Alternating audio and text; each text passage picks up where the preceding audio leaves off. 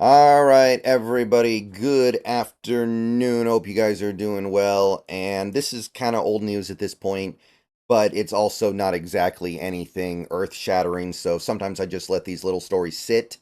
It has to do with salary cap stuff, financial stuff.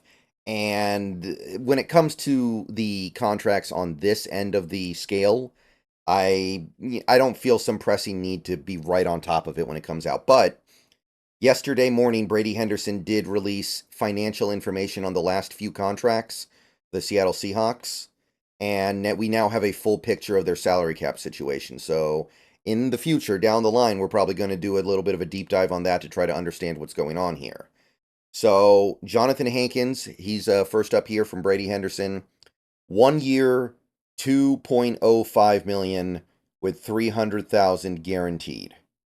So that's a 1 year contract with a 2.05 million cap hit, which, given the fact that we had to outbid the Cowboys, it makes sense that it would be a little more than the vet min. Maybe the Cowboys literally bid 2 million flat and we went to the .05 and they couldn't follow. I don't know. But yeah, 300K guaranteed makes it a little more likely that he's going to actually make the team, I think. And I don't think we signed this guy without the plan to actually have him make the team. Although 300,000 is certainly not the end of the world in terms of dead money here. But yeah, that's Hankins. We also got KVon Wallace, safety KVon Wallace, 1 year, 1.5 million. So slightly more than the veteran minimum, but not by much. 205K guaranteed. So not committing, but I expect KVon Wallace to make the team. I'm looking at the safety spot, unless we draft like two killer safeties, which would be almost impossible in this class. I don't see us being able to. I don't see us being able to let him go. Although again, 205K is not much. 1 year, 1.5. I expected something in that range. He played decently last year across two different teams as a full-time player, pretty much. So makes sense that he would cost this much. I actually think it's a pretty nice deal on him. I would have expected him to get at least a little bit more. And final deal we have here is Tremayne Anchrum. Tremayne Anchrum, 1 year deal, 1.155, which I think is just barely above what would be the minimum for him. I think it might be 100,000 over the minimum, and that's also the amount of his guarantee. He's only been in the league a handful of years, so his vet min is really low, but I think it's slightly lower than this.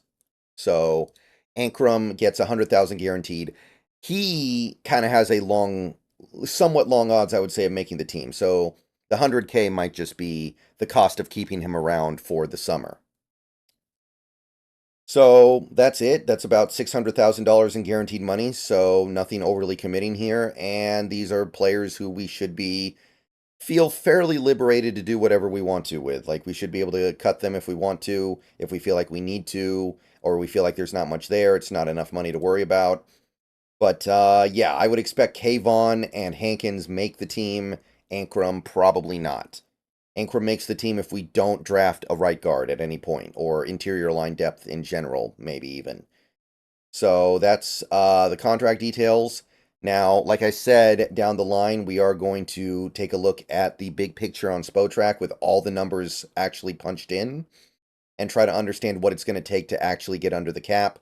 Um, I I don't know if Artie Burns' contract was ever put on Spotrac. As far as I know, it's still not, but we can probably fill that in ourselves and get a really good idea of where we are. But what I want to do now is take a look at where this leaves us in terms of compensatory picks, because none of these contracts qualify for compensatory picks. They have to be, I think, at least 3 million in order to be considered, and none of these deals have any chance of being worth more than 3 million. So we don't have to worry about that. That's the good news. The bad news is we have lost two of our comp picks, and at this point, I don't think there's any way we can get them back. I think that maybe we can get one back if DJ Dallas meets his incentives for 2024 with the Cardinals. Then he can boost his salary for 2024 up to over 3 million. That might be worth a seventh round pick at that point. But other than that, I don't think anything else can happen because Evan Brown's deal was cheap. Mario Edwards was cheap. Devin Bush was really cheap. So I don't think there's anything left that can come into play here. If anything, we might, I'm not sure about this, we might be eligible to lose another one if Nick Harris does a lot of things for us and plays a lot because he might have incentives that take him above 3. But as you can see, we've actually been whittled down here to 2 of our compensatory picks. Now, they're the 2 good ones. They're the 2 that by far mean the most, particularly this Damian Lewis one, the 4th rounder. That's huge that we hold on to that, and we have. And then the Jordan Brooks one is also valuable in the 5th round, but there will be no compensatory pick for Wagner or Parkinson, it looks like, because we signed a few guys from outside. Fant and Brown were the ultimate culprits there. We also had Drew Lock canceled out by Dodson. At the end of the day, you do what you do. You do whatever you need to do to make sure your team has what it needs, and we've done that. I can't argue with it. Losing out on 6th round picks or 7th round picks so you can have a player that you need right now, I mean, that's definitely worth it. And at the end of the day, we kept the important things. So that is where things stand right now. The Seahawks, I mean, like I said, I'm going to make a video with Spotrac down the line here, but I think it's very safe to assume that what we're going to find is that we don't have any money, so I don't think we're going to be able to sign anybody else. And I don't think we have anybody who hasn't been signed yet that's going to sign for more than 3 million. Just trying to think about it here. Do we have any outgoing guys who could go? I think 1 or 2 guys are still floating around out there, like maybe Ty Okada's out there or something. Maybe maybe there's 1 or 2 guys, but none of them are going to sign for that kind of money at this point. So I think we're probably done here, and this is more by far. This is more by far than we've done with the compensatory picks in a while. So good job.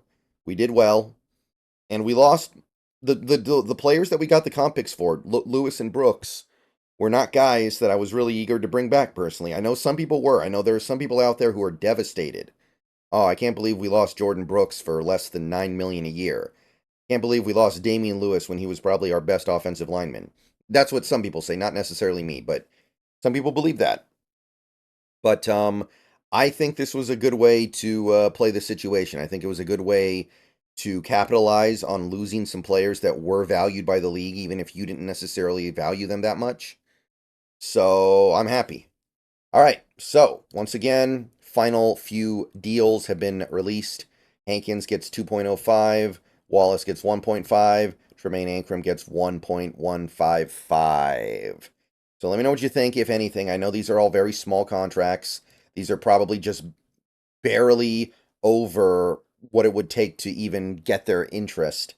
So we made out well here, and that's going to help when we put together our Spotrac calculations. But when you add it all up, it's going to become pretty clear here because these 3 deals, put them together, it's almost $5 million. It puts you in a tough spot. All right, go Hawks. Maybe another video later today, but if not, I'll see you guys tomorrow.